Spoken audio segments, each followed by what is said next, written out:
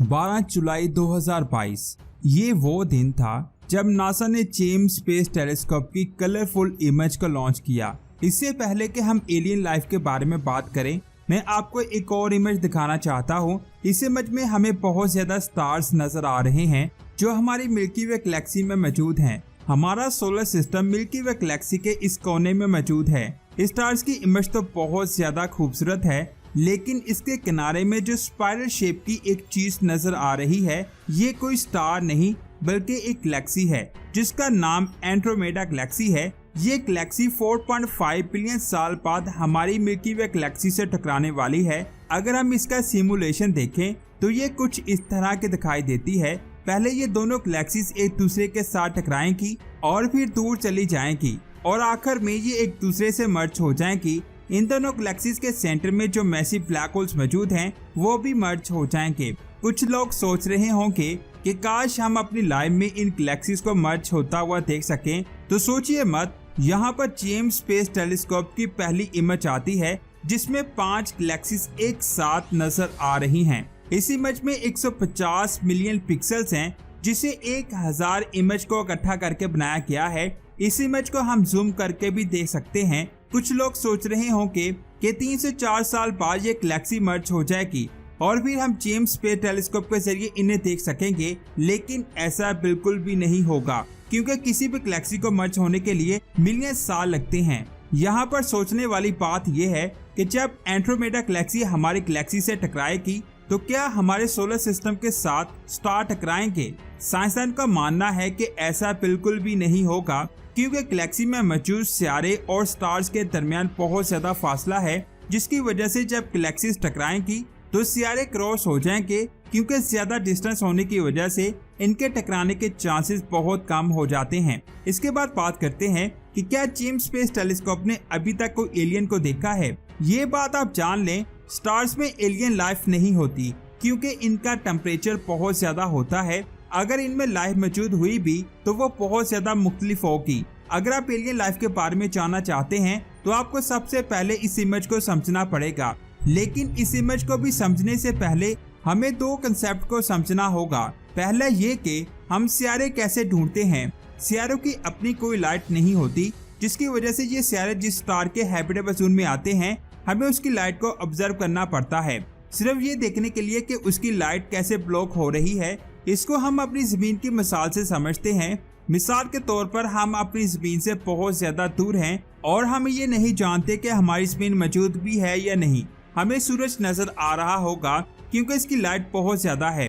अब हमें यह पता लगाना है कि सोलर सिस्टम में जमीन मौजूद है या फिर नहीं। इसका सबसे आसान तरीका ये है कि सूरज की लाइट को मुसलसल ऑब्जर्व करते रहो और जब कोई सितारा इसके करीब से गुजरेगा तो सूरज से आने वाली लाइट डिम हो जाएगी। अब हमें एक सितारा मिल जाएगा। कुछ लोग सोचेंगे कि सितारा को ढूंढना तो बहुत ही आसान है, तो मैं आपको बता दूं ऐसा बिल्कुल भी नहीं है। सितारे को ढूंढना बहुत ज्यादा मुश्किल है क्योंकि हमारी स्पीड सूरज से बहुत ज्यादा दूर है, जिसकी वजह से इसकी लाइट स्पीड पर बहुत कम आती है और इस स्टार को ऑर्बिट करने वाला सितारा बहुत ज्यादा छोटा होता है। जब हमें सितारा मिल जाता है तो फिर हमें ये पता लगाना होता है कि इस सितारे पर कौन कौन सी चीजें मौजूद हैं, क्योंकि हम सितारे पर सबसे पहले पानी को देखना चाहते हैं। पानी ही वो चीज है जो लाइफ के होने का सबूत देती है। इसे आसान अल्फाज में समझते हैं। जब भी लाइट किसी सितारे के करीब होती है तो ये सारी लाइट को नहीं रोकता। कुछ वेवलेंथ इसके एटमॉस्फेयर से पास हो जाती हैं। जो लाइट इसके एटमॉस्फेयर से पास होती है उस लाइट को स्टडी करके जेम्स स्पेस टेलीस्कोप ये बता सकता है कि उस सितारे पर क्या क्या मौजूद है। सेम यही मेथड यूज करके नासा ने 12 जुलाई 2022 को ये तस्वीर पब्लिश की जो वास्प 96P की है। यहाँ पर आप सोच रहे होंगे कि कोई सितारा नहीं बल्कि एक ग्राफ है, तो मैं आपको बता दूं ये बहुत ज्यादा इंटरेस्टिंग इमेज है।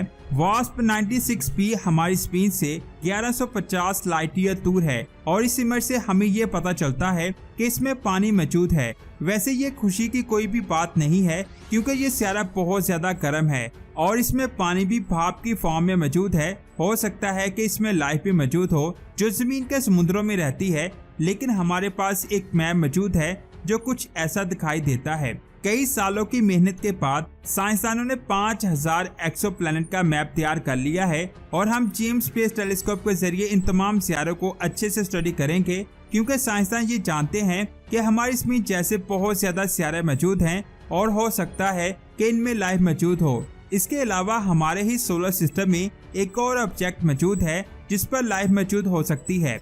ये जुपिटर का मून यूरोपा है। इसमें 3 लेयर्स हैं। सबसे ऊपर आइस क्रस्ट है, इसके नीचे लिक्विड वाटर है और फिर रॉक्स हैं। इन रॉक से न्यूट्रिशन पानी में जा सकते हैं। इसका मतलब ये है कि आज वहाँ लाइफ मौजूद है। यूरोपा को स्टडी करने के लिए नासा ने एक अलग से मिशन तैयार किया है जिसका नाम यूरोपा क्लिपर है। इसे 2024 में लॉन्च किया जाएगा। कुछ लोग ये सोच रहे होंगे कि हमारी ज़मीन पर भी एलियंस लाइफ के इंसिडेंट हुए हैं, तो ये सब झूठ है। अभी तक हमें कोई भी एलियंस नजर नहीं आया। तो मैं आपको बता दूं, कमांडर डेविड फ्रेवर ने यूएफए पर स्टोरी लिखी है। 14 नवंबर 2014 ये वो दिन था जब 4 बेहतरीन पायलट फाइटिंग की प्रैक्टिस कर रहे थे।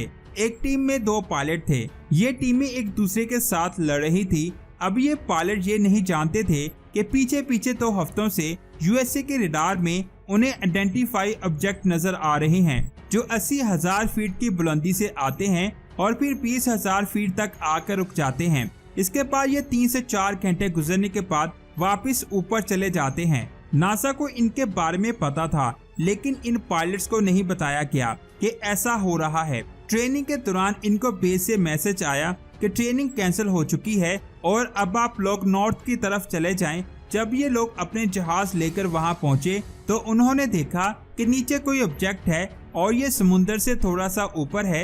ये लोग अपने प्लेन से उन्हें देख रहे थे और इन्हें लगा कि शायद ये कोई हेलीकॉप्टर है, लेकिन जब गौर से देखा गया तो इन्होंने डिसाइड किया कि एक जहाज नीचे ओशन के पास जाएगा और दूसरा ऊपर से ऑब्जर्व करता रहेगा। कमांडर डेविड ने नीचे जाना शुरू कर दिया। इतने में इस ऑब्जेक्ट ने ऊपर आना शुरू कर दिया। ये दोनों एक दूसरे के आसपास चक्कर लगाने लगे। जैसे ही कमांडर इसके पास जाने लगा तो ये ऑब्जेक्ट गायब हो गया। जब उन्होंने अपने ऊपर वाले प्लेन से पूछा कि ये क्या हुआ है, तो उन्होंने कहा कि अभी तो ये ऑब्जेक्ट इधर ही था, लेकिन पता नहीं अचानक कहाँ चला गया। इसके बाद पेज से इन्हें पता चला कि ये ऑब्जेक्ट जो रडार में दिखाई दे रहा है वो इनसे 60 माइल दूर चला गया है, वो भी 30 सेकंड में। इसके बाद 2015 में सेम इंसिडेंट दूसरे पायलट्स के साथ भी हुआ। 2019 में यूएसए नेवी ने फॉर्मलाइज कर दिया कि अब ये ऑब्जेक्ट जिसे भी दिखाई देगा उसे वह मुख्तलिफ तौर पर रिपोर्ट करेगा। खुशकिस्मती से जो पायलट डेविड के पीछे बैठा था उसने इसे रिकॉर्ड कर लिया, जिसकी वीडियो आप देख सकते हैं। उसे वह मुकम्मल तौर पर रिपोर्ट करेगा। इस पायलट के मुताबिक जो सबसे इम्पोर्टेंट चीज थी कि इनमें जेट्स की तरह कोई भी इंजन नहीं होता और ना ही हेलीकॉप्टर की तरह पंखे होते हैं और ना ही इसकी स्पीड कम या ज्यादा हो रही थी। कुछ लोग कहेंगे कि ये स्ट्रॉन्ग प्रूफ नहीं है, तो मैं आपको बता दूं, बाराक ओबामा ने कहा कि मुझे एलियंस का तो पता नहीं, लेकिन हमें ऐसे ऑब्जेक्ट बहुत ज्यादा दिखाई दिए हैं और हम नहीं जानते कि ये क्या है। दोस्तों, आप इन चीजों के बारे में क्या कहेंगे? नीचे कमेंट्स करके जरूर बताएं। वीडियो अच्छी लगी तो लाइक करने के साथ साथ इसे आगे भी शेयर करें। मिलते हैं एक और अमेजिंग वीडियो में। अपना बहुत सारा ख्याल रखें। अल्लाह हाफिज।